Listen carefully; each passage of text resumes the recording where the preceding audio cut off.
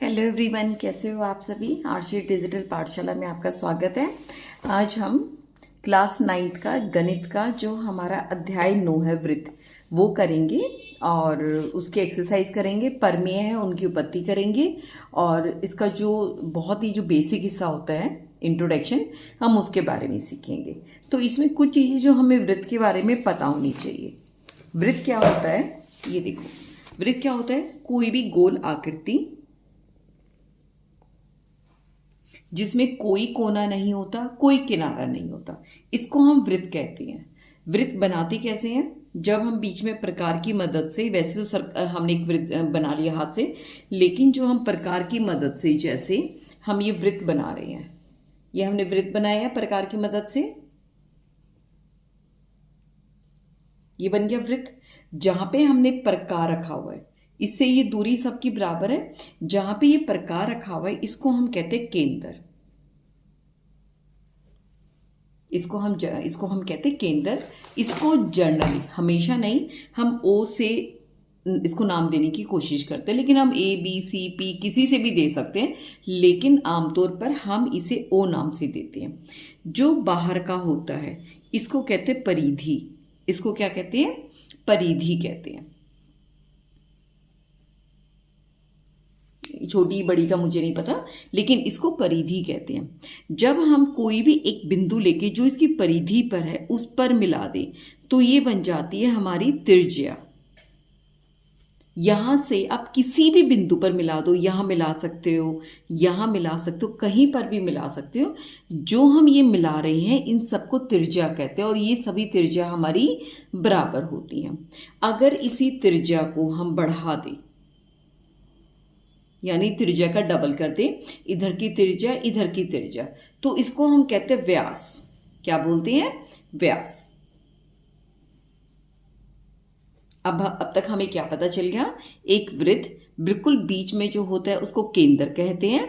बाहर जो ये बाउंड्री बना रहा है इसको हम परिधि कहते हैं। इसके बीच में केंद्र से मिला के जो हमने ये लाइन खींची है इसको हम कहते हैं त्रिज्या। और इसी को ही अगर कोई भी लाइन, जो रेखा जो इसके केंद्र से होकर परिधि तक जा रही है उसको व्यास कहते हैं। उसके बाद आता है हमारी जीवा। जीवा क्या होती है कि जो परिधि भी, कोई भी दो बिंदु ले लो, इनको मिला दो तो ये हमारा बन जाएगा जीवा। क्या बन जाएगा? जीवा। ये भी जीवा हो सकती है, ये भी जीवा हो सकती है, ये भी जीवा, अनगिनत जीवा हो सकती है। और जो यहाँ से जो हमारी जीवा हमारे केंद्र से होकर गुजर रही है वहाँ इसका अलग से नाम व्यास दे दिया गया है। व्यास भी एक जीवा होती है। हर व्यास एक जीवा होती है, लेकिन हर जीवा व्यास नहीं होती। जीवा हो गया। अब उसके बाद इसको हम कहते हैं चाप। कोई भी जो हमारी एक कोई भी पोर्शन परिधि का, जो ये जो मुड़ा हुआ पोर्शन है जिसने आकार ले रखी है, इसको हम कहते हैं चाप। ठीक है। और इस वाले को अगर हम मिला दें इसको हम कहेंगे खंड। इसको बोलते हैं खंड।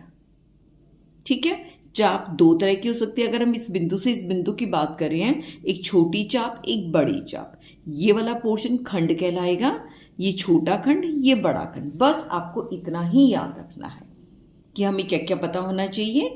एक हमें वृत्त के अंदर केंद्र, उसकी फिर परिधि, फिर उसकी त्रिज्या, व्यास, जीवा, उसका चाप और खंड, ये चीज़ें हमें पता होनी चाहिए। यहाँ तक उसके बारे में मैंने आपको जो अब तक का बेसिक आपको पता होना चाहिए था वो मैंने बता दिया है। अब हम पाठ को स्टार्ट करेंगे।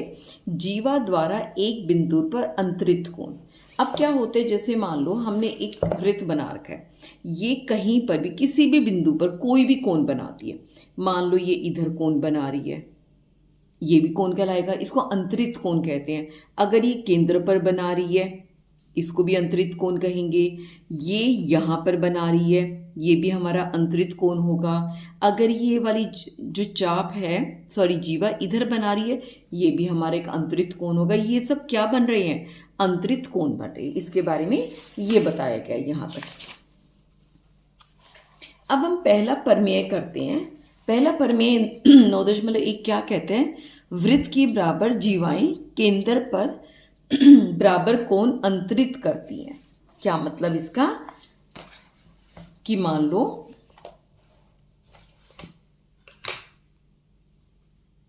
प्रमेय क्या कहता है, ये हमारा एक वृत्त है, ठीक है, इसके बीच में हमारा केंद्र बन गया, एक बीच में केंद्र बन गया O।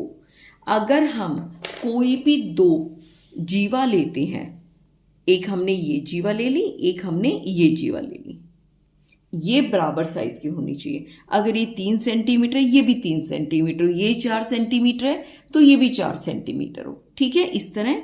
तो अगर वो केंद्र पर कोण जो बनाएंगी, ये केंद्र पे यहाँ पे इन्होंने कोण बनाया, मान लो इसका नाम ले देते O A B, ये हमारी जो जीवा ए बी ने कोण बनाया, मान लो इस कोण का नाम x रख देते हैं। जो सी डी वाली जो जीवा है, इसने यहाँ जो बनाया कोण बनाया COD, इसका नाम y रख देते हैं। और हमें दे रखा है जो ए बी है वो सी डी के बराबर है, तो जो एक कोण बना रही केंद्र पर ये भी बराबर होंगे, ठीक है। इसका मैं आपको उपपत्ति भी बता देती हूँ कैसे लिखनी है, ठीक है। इसमें क्या कहेंगे, दिया सिद्ध करना है, क्या सिद्ध करना है कि कोण x बराबर है कोण y, जो दिया हुआ है।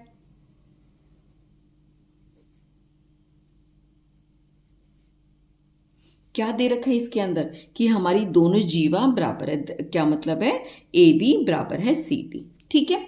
अब हम दो त्रिभुज लेते हैं, त्रिभुज ए ओ बी और त्रिभुज ओ सी या सी ओ डी कर देते हैं, सी ओ डी में।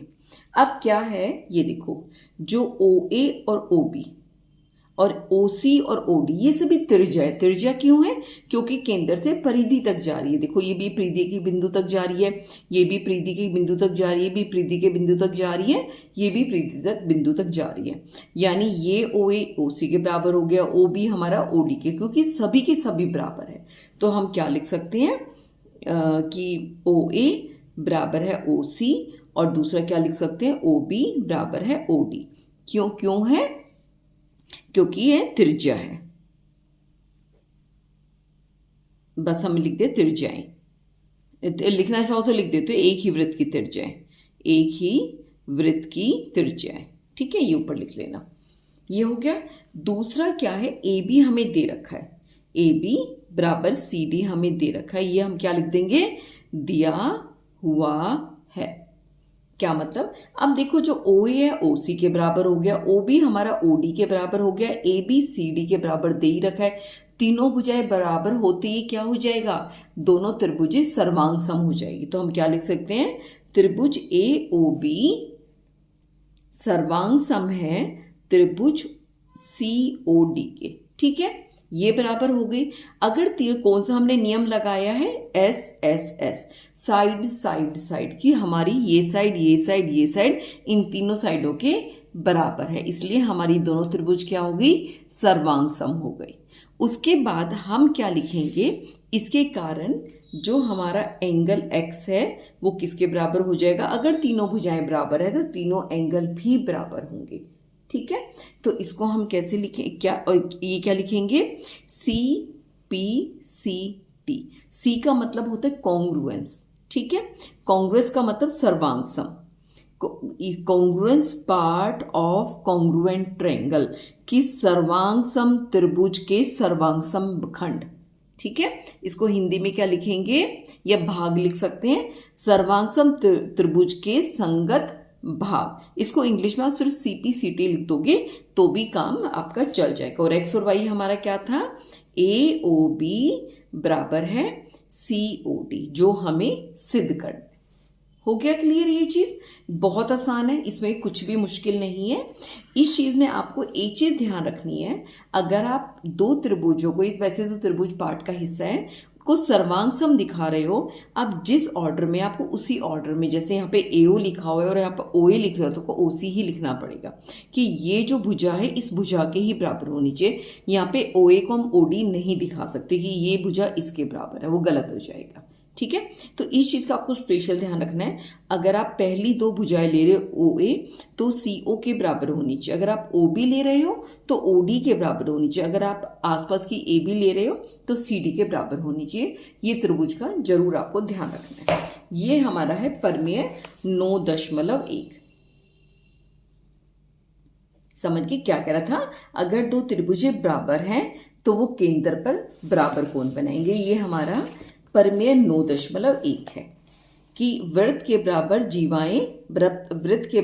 जीवाएं केंद्र पर बराबर कोण अंतरित करती है। अंतरित का मतलब अंदर की तरफ बनाती है। ठीक है, ये हमारा उसका उपपत्ति हो गया। इसमें टिप्पणी में ये बता रखा है कि आप CPCT लिख सकते हो, congruent part of congruent triangles. हमने संगर्वांग सम त्रिभुजों के संगत भाग। वो कह रहे हैं कि अगर हम इसका विलोम ले का मतलब क्या है कि दो जीवाएं अगर केंद्र पर बराबर अंतरित कोण कर रही हैं तो वो दोनों जीवाएं बराबर हो जाते हैं। बिल्कुल इसका विलोम चलेगा। यदि एक वृत्त पर जीवाओं द्वारा केंद्र पर अंतरित कोण बराबर है तो वो जीवाएं बराबर होती हैं। बहुत आसान है, इसका भी मैं आपको लिखवा देती हूँ। इसका उपपत्ति बिल्कुल उनसे उल्टा चढ़।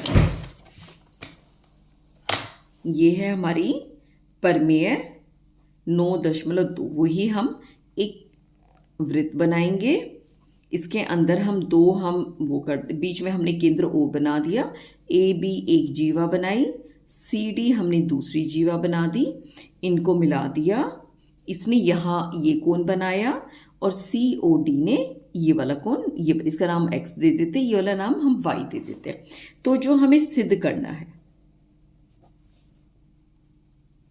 इसका हमने उपपत्ति लिख दी। सिद्ध करना है, क्या सिद्ध करना है कि AB बराबर है CD, ये हमें सिद्ध करना है।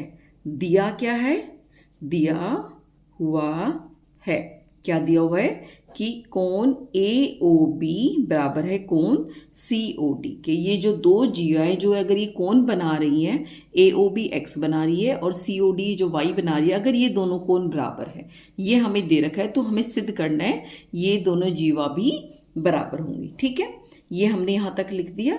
उसके बाद हम क्या करेंगे, त्रिभुज AOB और त्रिभुज COD में वही पहले की तरह OA बराबर है OC, वही AO लिखा हुआ तो OC के बराबर होना चाहिए, OB बराबर है OD के। ये क्या लिख देंगे हम, एक ही वृत्त की त्रिज्याएं। अगर एक ही वृत्त की त्रिज्याएं तो ये बराबर होंगी। ठीक है, इनके बीच में जो कोण है वो बराबर दे रखा है, यानी कोण X बराबर है कोण Y दे रखा है कि, या इसको हम ये भी लिख सकते हैं AOB बराबर है COD।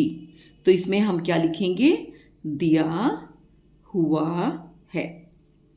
अब दो हमारी साइड बराबर होगी, दो भुजाएं बराबर होगी, एक उनके बीच का कोण बराबर हो गया, तो ये दोनों की दोनों जो हमारे त्रिभुज है ये सर्वांग सम हो जाएंगे। तो हम क्या लिखेंगे, त्रिभुज AOB सर्वांग सम है त्रिभुज COD के। कारण क्या लिखेंगे, पहले हमने भुजा ली थी इसका साइड, फिर हमने कोण लिया था एंगल, और फिर उसके साथ की भुजा ली थी, यानी दो साइडों के बीच का एंगल लिया था। तो साइड एंगल साइड हम ये लेके चलेंगे। ठीक है, यहाँ तक हो गया। उसके बाद हम क्या कर देंगे, AB बराबर है CD। इसको हम कारण क्या लिखेंगे, CPCT की congruent part of congruent triangles, यानी सर्वांग सम त्रिभुजों का संगत पार्ट। ये हमारा आंसर हो जाएगा। एक तरह से हमने ये सिद्ध कर दिया। ये आपकी परमेय 6.2 थी जिसका हमने अभी उपपत्ति किया है। अब हम प्रश्नावली 9.1 करेंगे। दो ही क्वेश्चन है, याद कीजिए दो वर्ग सर्वांग सम होते हैं तो उनकी त्रिज्याएं बराबर होती हैं। ठीक है, अगर दो वृत्त सर्वांग सम हैं, अगर ये दो हमने बोला कि ये दो वृत्त हमारे सर्वांग सम है, इसकी मान लो एक त्रिज्या 0 O और A है, इसकी त्रिज्या O' और A' हम कर दें तो OA बराबर है O' A' कि अगर दो वृत्त हमारे सर्वांग सम हैं तो उनकी त्रिज्याएं बराबर होंगी। अब हमें क्या सिद्ध करना है? सिद्ध कीजिए कि सर्वांगसम वृत्तों की बराबर जीवाएं उनके केंद्रों पर बराबर कोण अंतरित करती है। जो हमने प्रमेय 9.1 किया था, बिल्कुल उसी का ही एक्सटेंडेड हिस्सा हम कह सकते हैं। उसमें एक वृत्त में दोनों हमने भुजाएं ले ली थी, इसमें हम 2 वृत्त लेंगे। ठीक है, तो हम ये अभी कर रहे हैं प्रश्नावली 9.1। ठीक है, इसमें जो हम क्वेश्चन 1 करेंगे, इसमें क्या हमें 2 त्रिभुज दे रखे हैं। इसका नाम हम रख देते हैं ए। मैंने कहा ना कोई केंद्र जरूरी नहीं है बराबर वो हो, ए बी सी। एक ये बना रही है, ये जीवा जो सी डी है, ये इसका केंद्र इसको हम दूसरा नाम लेते हैं पी क्यू आर ले लेते हैं, P Q R. P Q R ये कोण बना रही है। ठीक है, हमें क्या दे रखा है, इसको हम कैसे लिखेंगे कि जो हमें दिया हुआ है कि दोनों वृत्त सर्वांग सम है।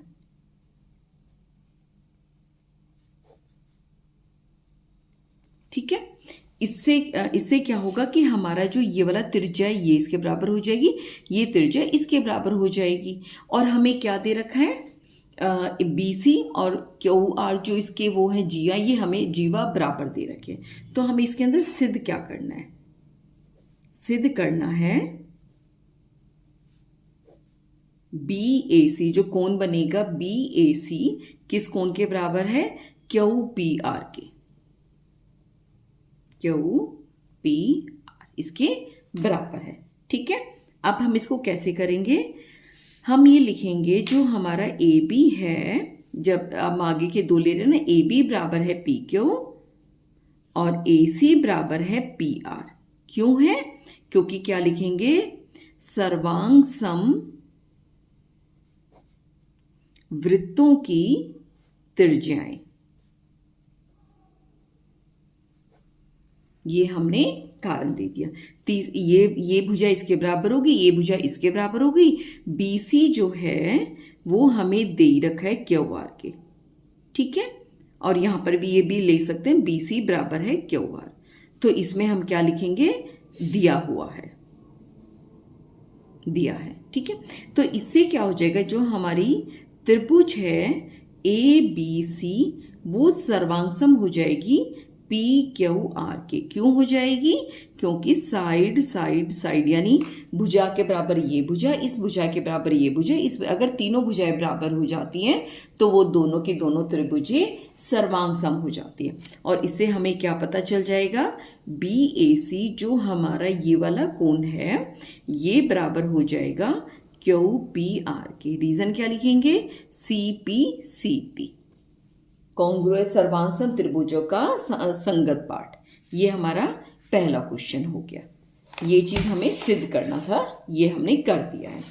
दूसरे, ये हमारा पहला क्वेश्चन हो गया कि वृत्तों केंद्र पर बराबर कोण अंतरित करती है। दूसरा करना, सिद्ध कीजिए यदि सर्वांगसम वृत्तों की जीवाएं उनके केंद्रों पर बराबर कोण अंतरित करे तो जीवाएं बराबर होंगी। वही हम इसी पिक्चर को लेके करेंगे, वो ही बिल्कुल